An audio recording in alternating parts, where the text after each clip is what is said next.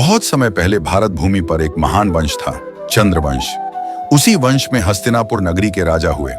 महाराज शांतनु परम पराक्रमी, सत्यवादी और धर्मप्रिय राजा थे।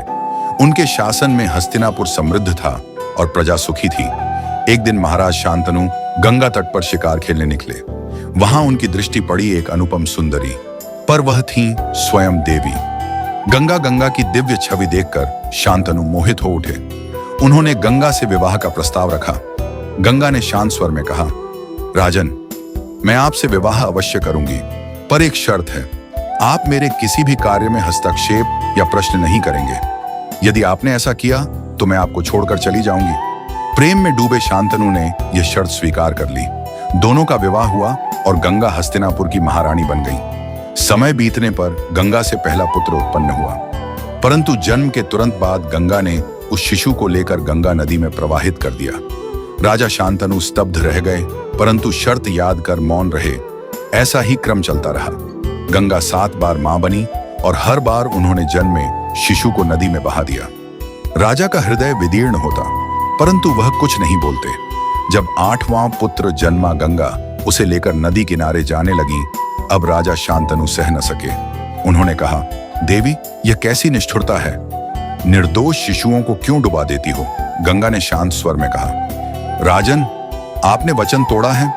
अब मैं आपको छोड़कर जा रही हूं। सत्य यह है कि ये 8 बालक वास्तव में स्वर्ग के अष्टवसु थे।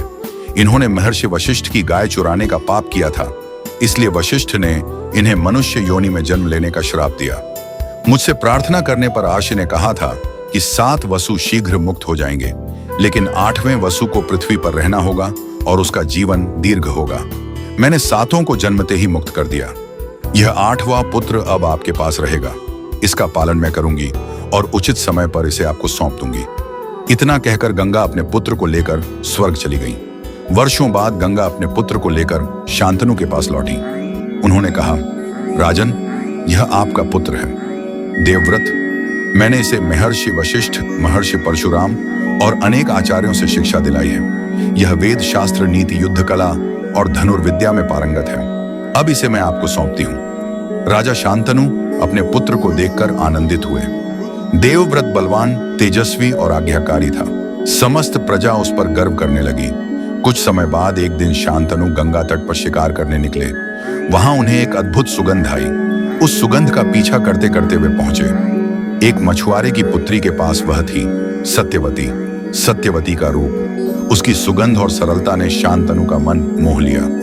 राजा उससे विवाह करना चाहते थे। उन्होंने प्रस्ताव सत्यवती के पिता के सामने रखा। मछुआरे ने कहा, महाराज, मैं अपनी पुत्री आपको अवश्य दूंगा, परंतु मेरी शर्त है, सिंहासन पर केवल मेरी पुत्री की संतान ही बैठेगी। राजा यह सुनकर मौन हो गए, क्योंकि उत्तराधिकारी पहले से ही देवव्रत थे। दुखी होकर शांतनु महल लौट आए। राजा को उदास देखकर देवव्रत ने कारण जाना।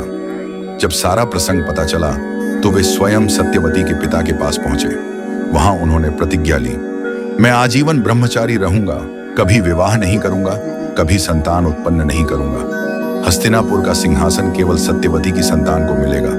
मैं जीवन भर राज्य और वंश की रक्षा करूंगा, परंतु कभी राजा नहीं बनूंगा। देवव्रत की यह प्रतिज्ञा इतनी कठिन, इतनी भयानक थी कि आकाश से देवताओं की वाणी गूंज उठी। देवताओं ने पुष्प वृष्टि की और कहा, आज से यह बालक भीष्म कहलाएगा, क्योंकि इनकी प्रतिज्ञा अत्यंत भीषण और अद्वितीय है। उस दिन से देवव्रत का नाम हो गया भीष्म पितामह। उनकी प्रतिज्ञा ने न केवल हस्तिनापुर का भविष्य बदल दिया, बल्कि संपूर्ण महाभारत की नींव रख दी। भीष्म पितामह जीवन भर अविवाहित रहे, सिंहासन से दूर रहे, किंतु कुरुवंश की रक्षा, राज्य की सुरक्षा और धर्म के पालन में सदैव अग्रणी रहे। यही है महाभारत का प्रथम अध्याय, भीष्म का जन्म और उनकी अद्वितीय प्रतिज्ञा, जिसने आने वाले समय में संपूर्ण महाकाव्य की दिशा तय की।